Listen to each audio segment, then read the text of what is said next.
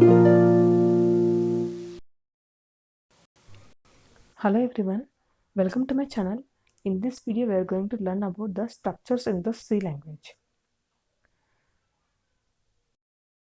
About structures. So now let us know about why do we need the structures and what is the importance of the structures. So normally to store the 10 student names. So I want to store 10 student names.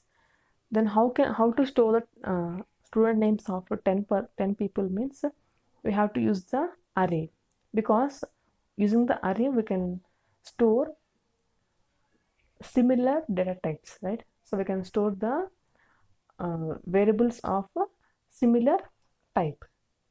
So here the student name is of the character type, right? So that's why we can store the char type of 10 students in a array.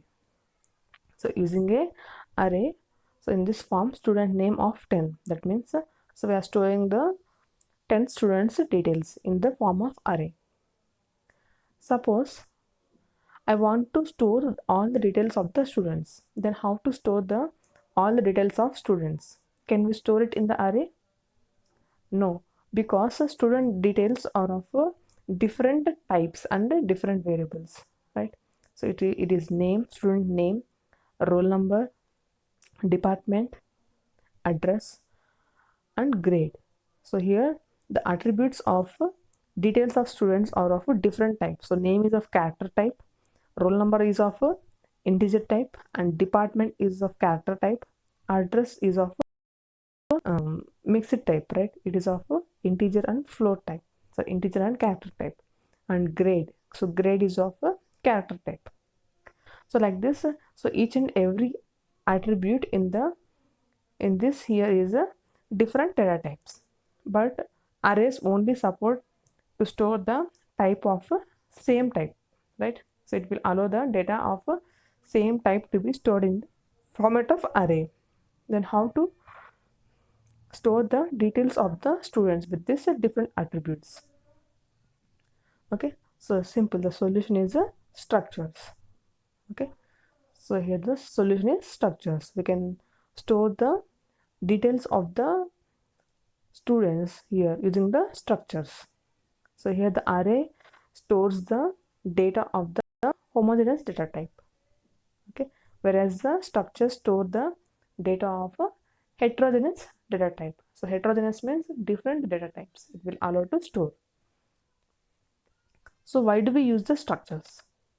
So structures can store multiple attributes of an entity. So here we are considering the entity called student, and the attributes of student are name, roll number, department, address, etc. So these are the attributes of the entity student.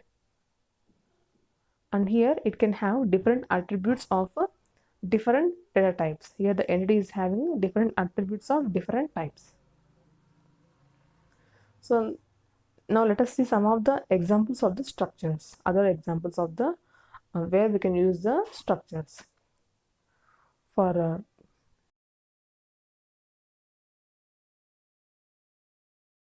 and similarly for time, book, okay, address.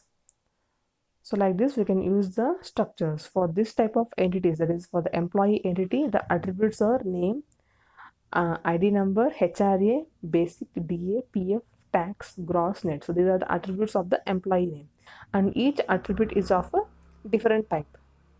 Okay, similarly here for the time entity, the attributes are minutes, seconds, and hour. So each entity is of different types. And similarly for the entity book, the attributes are author, title, price, and year. Okay, so for this each entity is of each attribute is of a different type. So using the structures we can different types of attributes and different data types. But using the array we cannot store that different data types, right? We can store only the data that belongs to similar, same data type. So now let us see the difference between the array and a structure. Array is a collection of related data items of the same type. whereas the structures is elements of different types. Okay, so array is a derived data type, whereas the structure is a user defined type. Okay, and array uses the subscript variable. So it uses the subscript for the accessing of the elements. Suppose in the given array I want to access the first position, then okay. So if I want to access the second position, then I will give array of 1. I want to access the first position, then I will give array of 0. The array name in the square brace I will give the element access, that is 0. It will then point to the first location. Similarly here the structure uses the dot operator for accessing the data members in the structure. Okay. Array size is fixed and is basically the number of elements multiplied by the size of the element. So here the array size is fixed, like I'm giving the student name of 10. That means I want to store details, student names of the 10 students. That is, the array size is always fixed. But